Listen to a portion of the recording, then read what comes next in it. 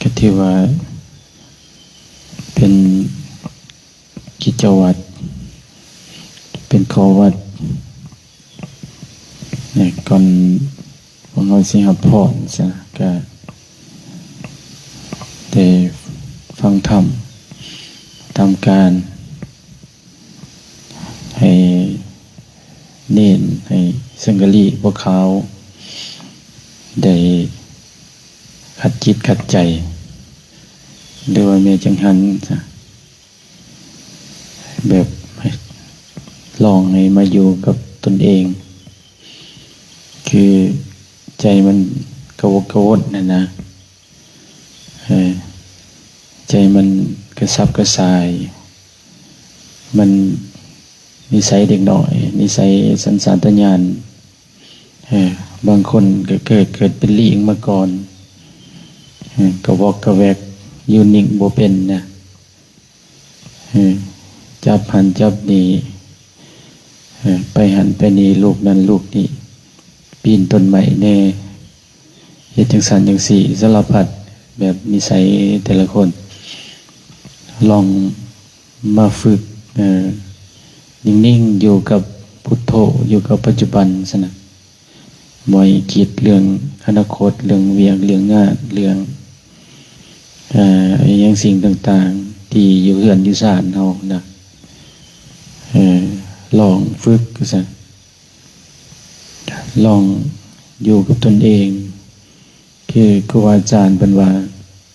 ให้เฮาเฮ็ดคือผิดกันนะเฮ็ดคือผิดกันจังได๋แบบอยู่นำกันอยู่แต่บ่ปากนำกันนะแบบว่าอยู่ไผอยู่ลาวอยู่ซื่อๆนะอยู่ซื่อๆแล้วเฮาก็สิปล่อยว่างหมู่คู่ออกได้เฮาก็สิเริ่มกลับมาอยู่กับตนเองอยู่กับพุทโธอยู่กับลมหายใจเฮียนอยู่กับตนเองได้หลายซะนะหรือว่าอยู่กับธรรมะซะนะอยู่กับครูบาอาจารย์อยู่กับความดีซะนะเฮาฝึกแบบซั่นนะเฮาบ่ฝึกมองนอกเกินไปนำการดีกังวลนำการทำมาหากินกังวลหลายมันก็บ่ได้ดังใจมันก็เป็นทุกข์นะแต่เฮาก็เฮ็ดตามเหตุคือไปบิณฑบาตวันเสาร์นี่นะก็เห็นว่าก็เป็นตนาอนุโมทนานำญาติโยมมีบางคนบางโยมเพิ่นนะเพิ่นอยู่กับศีลกับธรรมอยู่กับความดีซะนะเพิ่นว่าโอ้ยอันนั้นนอนฟังธรรมตอนเสาร์นะนอนฟังธรรมนำครูบาอาจารย์นอนไปมันก็เพลินแล้วฟังธรรมจนเพลินแล้วก็มันก็ได้ให้เราตื่นสวยในน้อยนึงแล้วในลูกบุตรท่านมาแต่งของใส่บาตรซะนะแล้วก็ได้ว่าแสดงว่าเราฟังธรรมตลอดถึงฟังธรรมแน่ถึงใส่บาตรแน่ถึงมาไหว้พระสวดมนต์นำครูบาอาจารย์แน่นั่งสมาธิแน่โอ้ก็ถือว่าเป็นผู้หนึ่งใน100 คน10 คนนี่ให้มันได้ผู้หนึ่ง2 คน3 คนสักก็ยังดีนะเช่นว่าอยู่ในบ้านเราสินะให้คนอยู่กับความดีอยู่กับศีลกับธรรมอยู่กับพระพุทธเจ้าจังซี่นะก็ถือว่าคนใจบุญจะหาเหตุเรื่องเกี่ยวกับการทำบุญสินะแต่ตรงกันข้ามบางครูอาจารย์อยู่ในวัดแท้ๆนะครูอาจารย์สมณเณรหรือว่าพวกเขาไม่ขาวอยู่ในวัดแท้ๆบ่ได้วนกับพระนิไดบ่ได้วนกับการไหว้พระสวดมนต์ฟังธรรมการเสียสละการทำความดีวนหยังแหละวนนำโทรศัพท์เกม วนน้ำข้างนอกพวกวนน้ำโมโคพวกวนน้ำสองหาเงินหาคำจังสันจังสีพวกมันเกินว่ามันตรงกันขามกันสมเทียว่าลี่งนอนเผากองเงินกองคำอยู่แต่โบจักใส่โบจักเอาไปพิจารณาบกวยมากินหรือว่ามานอนเขาเปลือกอยู่สนะเฮาอยู่กับวัดกับว่าสิเฮายังมีโอกาสยังมีเวลากว่าญาติโยมสนะแต่เฮาก็อยู่กับตัวเองอยู่กับพุทโธอยู่กับความดีได้หลายซะสิ่งที่เป็นความดีเฮาก็เสียสละเฮ็ดนะซะนะบ่แม่นว่าท่าแต่ครูบาอาจารย์บอกเด้บ่แม่นว่าอันนี้มันบ่จบบ่งามบ่เป็นระเบียบแล้วก็เบิ่งว่ามันบ่คือแน่ก็เมียนซะครูบาอาจารย์เพิ่นสอนเฮามาแบบซั่นเอิ้นว่านิสัยเป็นคนมีระเบียบฝึกจังซี่นะนิสัยเป็นคนเรียบร้อยซะนะเช่นว่าเครื่องคองนี่เป็นว่างบ่อนใดเป็นเคยว่างบ่อนนั้นเพิ่นก็เอาไปว่างบ่อนนั้นใดเช่นว่าเฮ็ดเวียกเฮ็ดงานแล้วนะบ่แม่นว่าทีมสะอยู่เช่นว่ารั้วจกอิหยังอุปกรณ์การก่อสร้างอิหยังต่างๆผู้สายตาบ่ดีนี่ก็ขึ้นไปไปเหยียบรั้วเหยียบจกเพิ่นผู้ที่ดามโง่มาใส่หน้าผากเจ้าของเองเดือนหอนไปอีกซะนะมันก็เป็นเหตุนะมันก็โคกวาดโพกว่าสารพัดครูบาอาจารย์เป็นบ่ได้สอนมาแบบสั่นนะสอนให้เป็นคนมีระเบียบวินัยรู้จักรับผิดชอบตนเองรู้จักขยันซื่อสัตย์ประหยัดกตัญญูสนะอุปถากครูบาอาจารย์แต่เฮ็ดความดีไม่เฮ็ดไปเฮาจังสิสร้างนิสัยเป็นคนดีมันจังสิได้มีกำไรได้อยู่วัดอยู่ว่าคันฉะนั้นนะวนแต่น้ำโทรศัพท์น้ำเกมน้ำมันก็บ่ได้อีกเล่นตามยุคตามสมัยมันแต่ว่าเฮาก็มีได้อยู่ซะนะ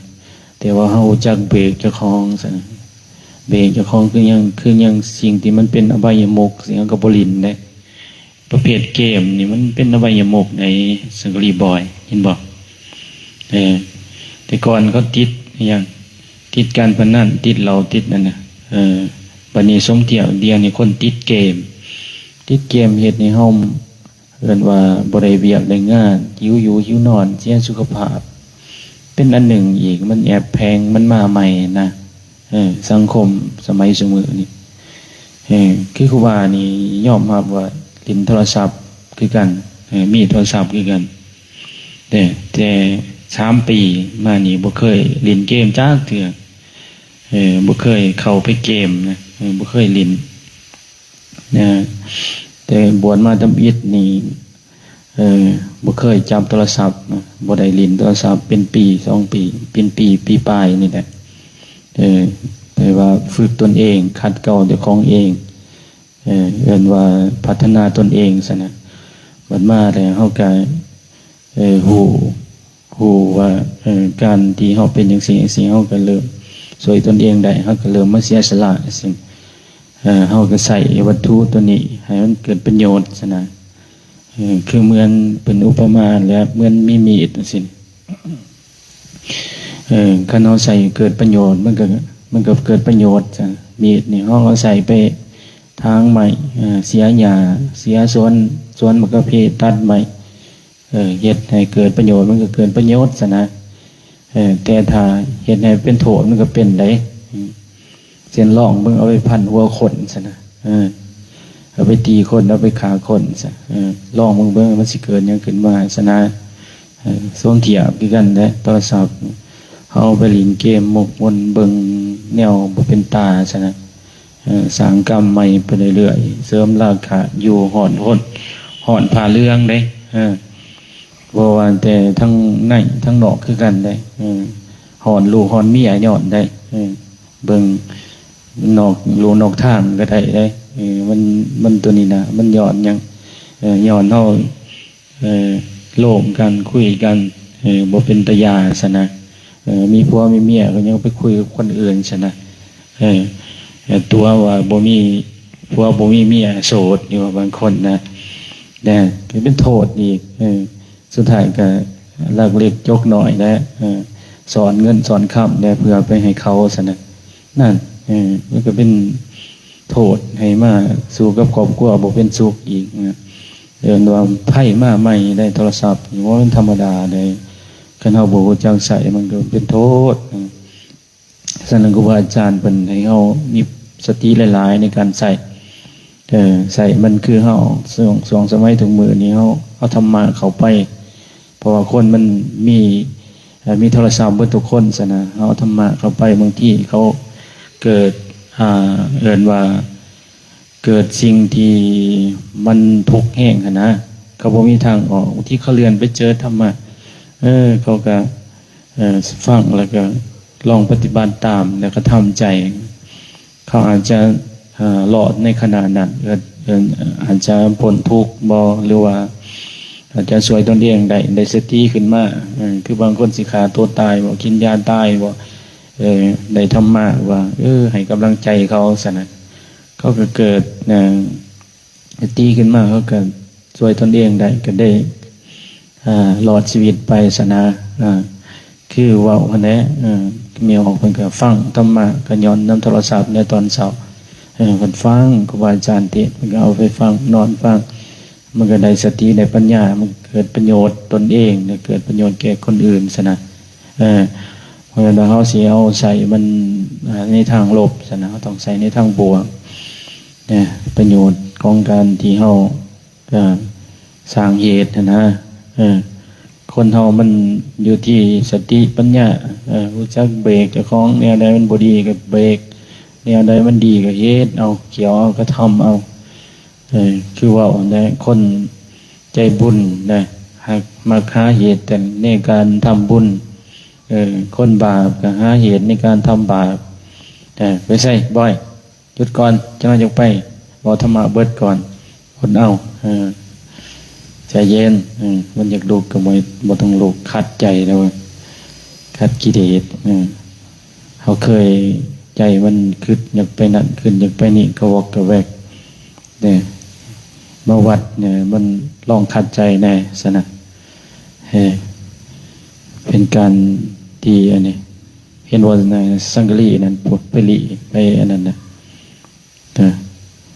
สังกะรีพวกเขาหน่อยว่านี่ก็บอกแล้ว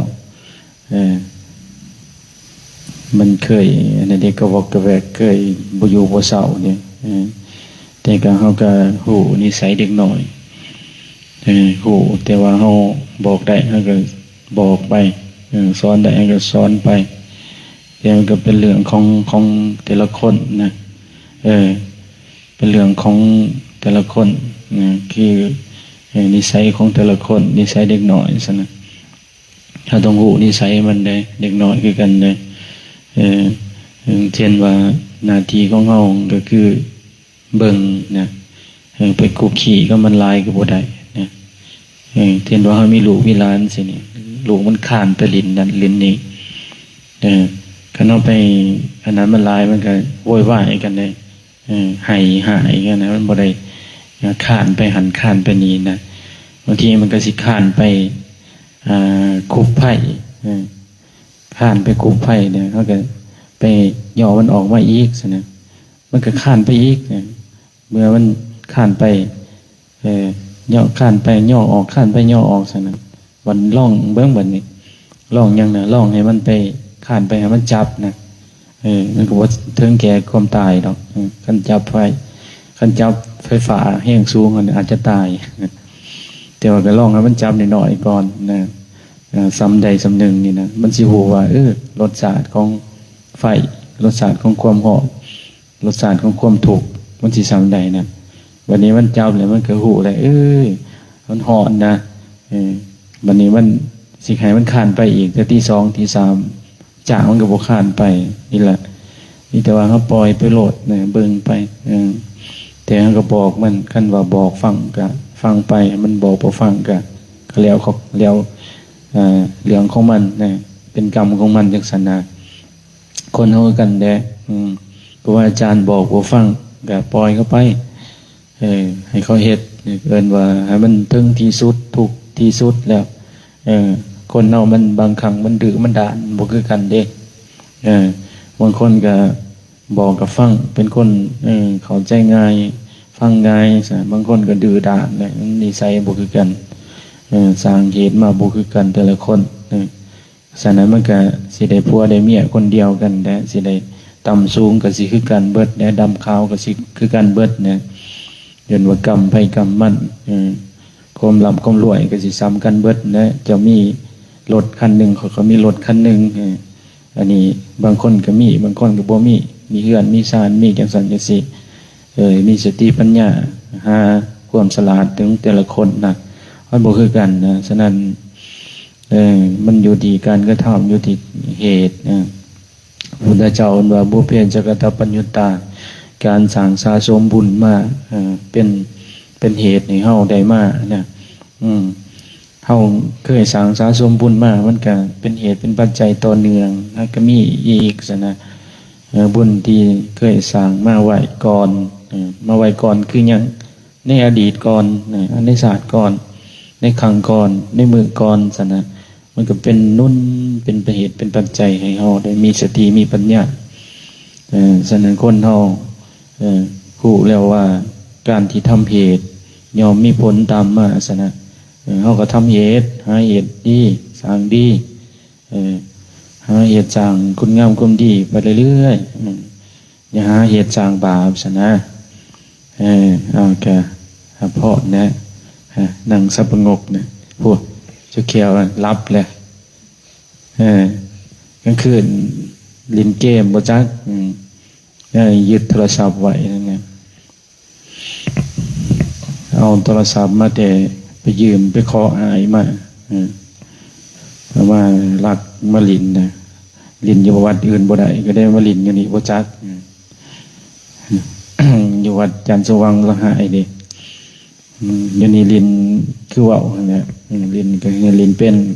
ลินจะทำลายเจ้าของพอเวลาทำความดีก็ทำขอวัดขอว่าตอนเวลานั่งสมาธิอย่าสับประงกอายไม่ออกน้อยเห็นว่านั่งนอนรับให้ไม่ออกน้อยเบิ่งอายเขาได้ครับเพราะ